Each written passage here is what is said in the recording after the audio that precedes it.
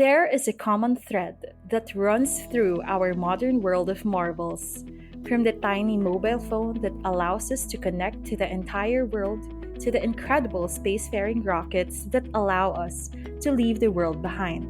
From the humble farmstead to the great behemoth that is the modern metropolis. Energy. The need for energy permeates our entire world. How do we best harness energy? How do we make the most of our natural resources? Is the Philippines poised to take a larger role in the energy conversation? Join us as we tackle these questions and more in today's episode. This is Prime Movers, a legal podcast that covers the latest and relevant trends and insights on Philippine legal issues and topics, expertly discussed and diluted down by the experienced legal team at Goriseta, Africa, Cauton, and Saavedra. Again, this is Prime Movers.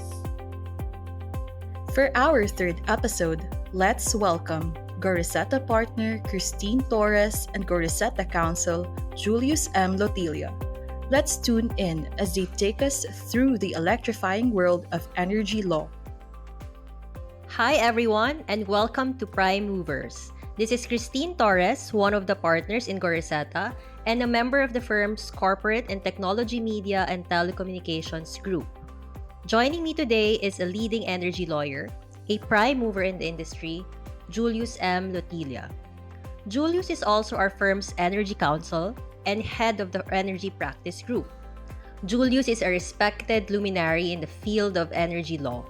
He received his Master's of Law with specialization in energy and natural resources from the Center of Commercial Law Studies of Queen Mary, University of London as a Chevening Scholar.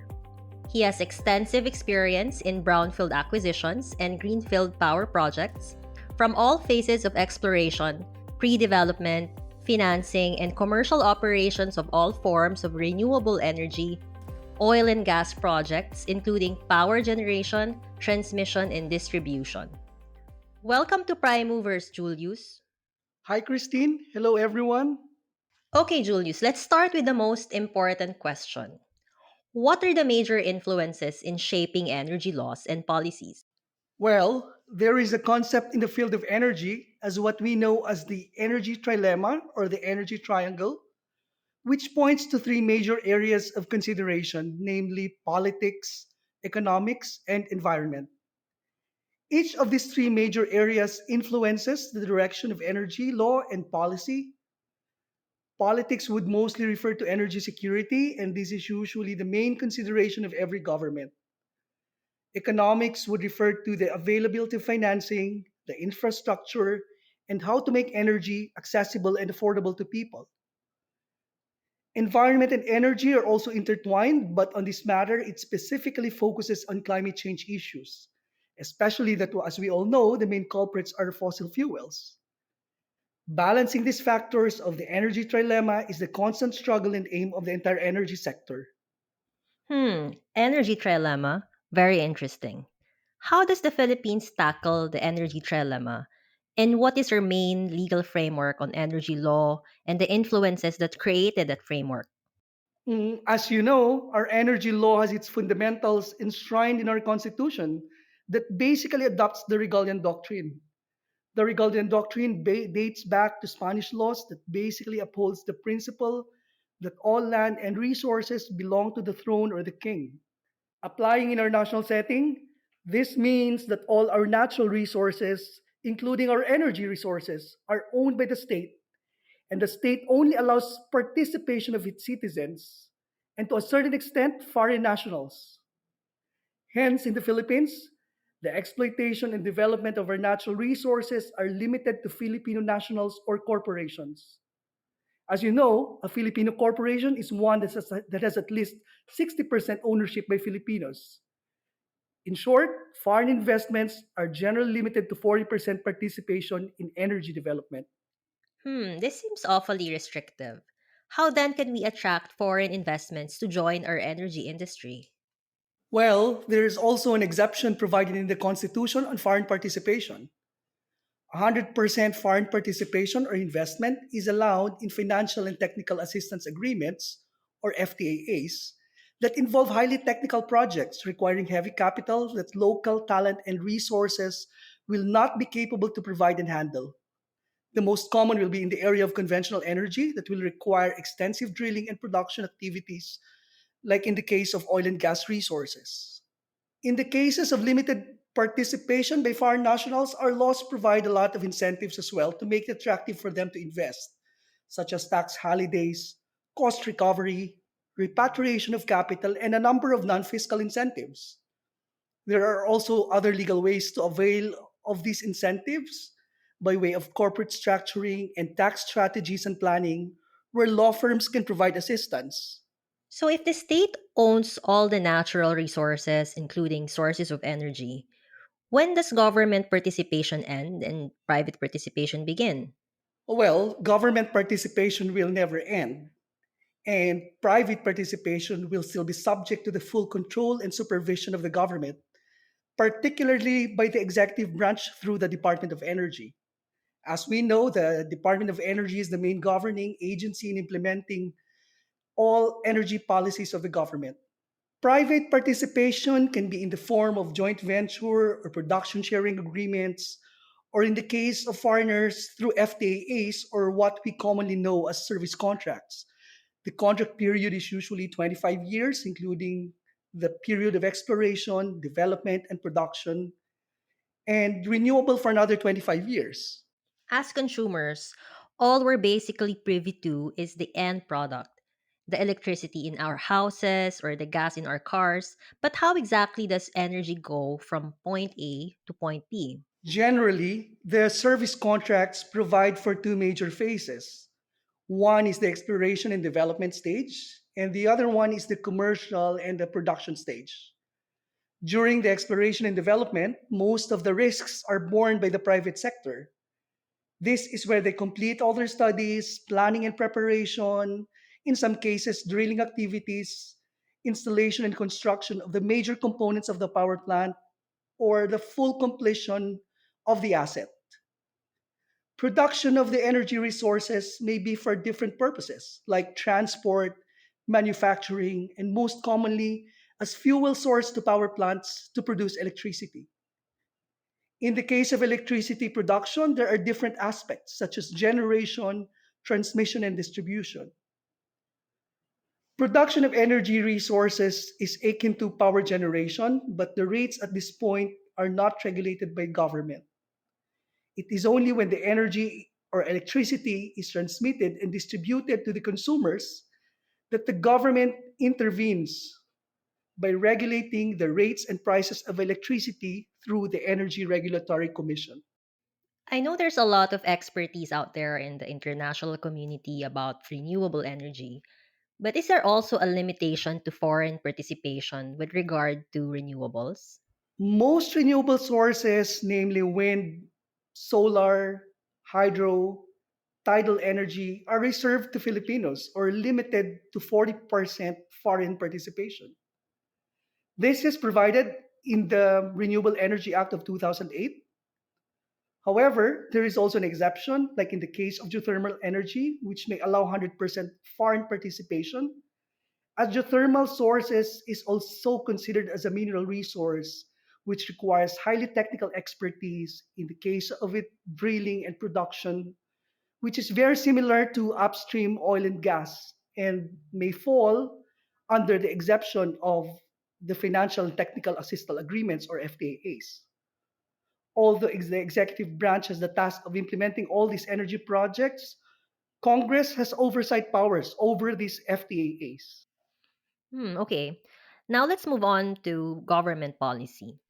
What exactly are the major influences that shape energy law in the Philippines, Julius? Similar to most governments, our energy governance is mainly focused on supply security. We are focused on making sure that there are no major blackouts nor rotating brownouts, and that we have enough oil and gas supplies for our daily living. We are highly dependent on imported fuel, oil, and coal, and we have not produced much from our resources, given that we are rich in terms of natural resources and we have a lot of potential for development.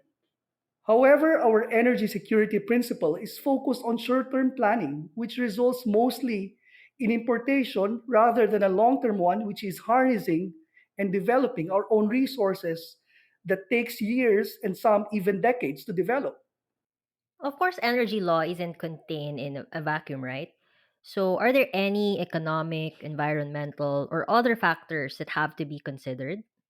In the aspect of economics, we have not solved the issue of making the prices of our petroleum commodity and electricity affordable to people.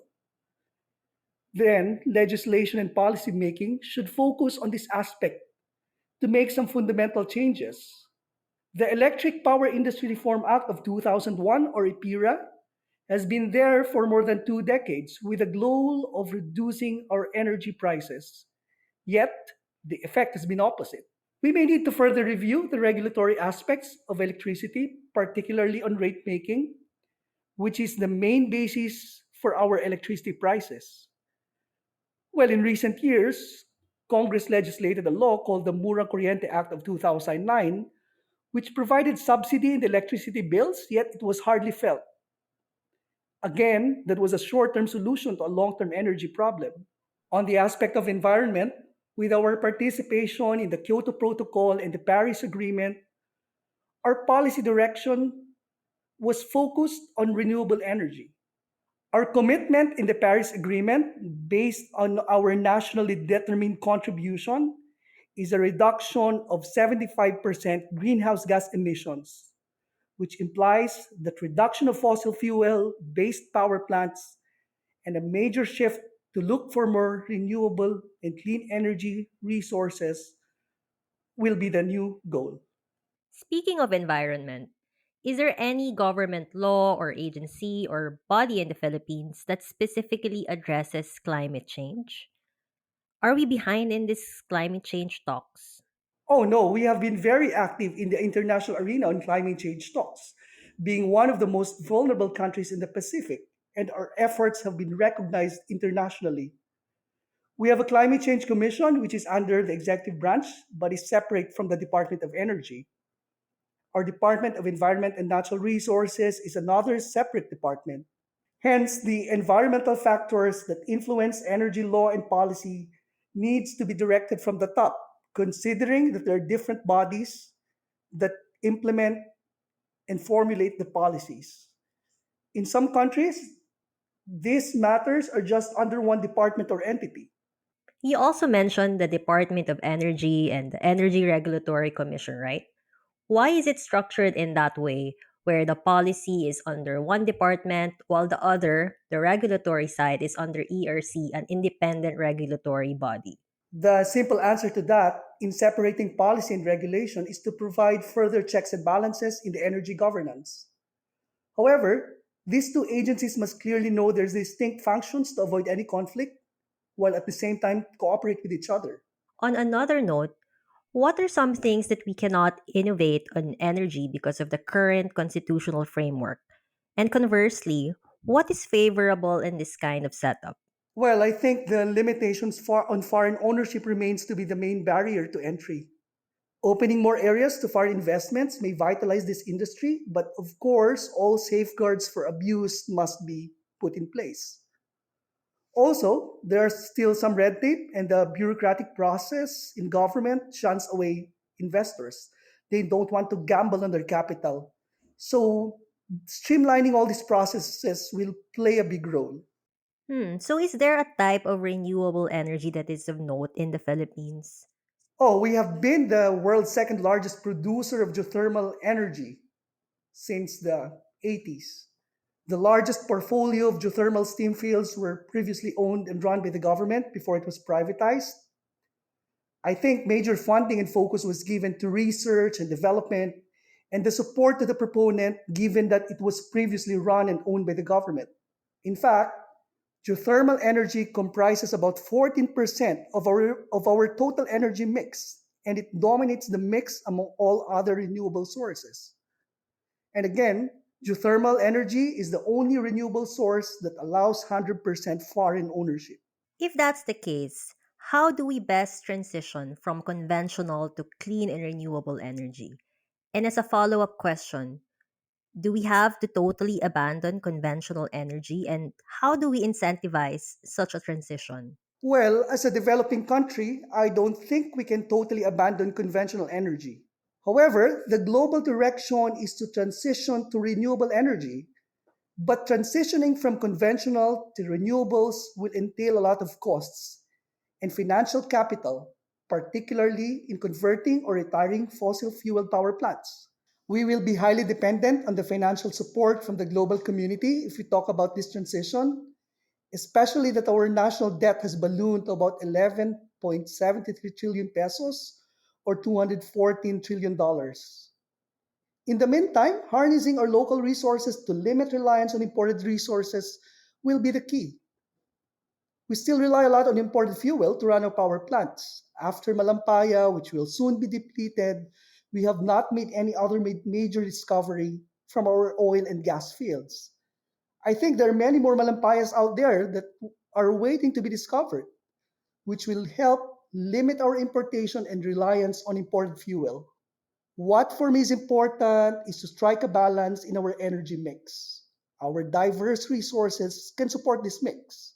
Except for geothermal energy, which is base load, most other renewable sources are intermittent and is not as reliable as the conventional ones. Hence, the environmental considerations have to be balanced with security and reliability issues as well. We know that our current administration is still in the infancy, with a lot of government still currently in flux.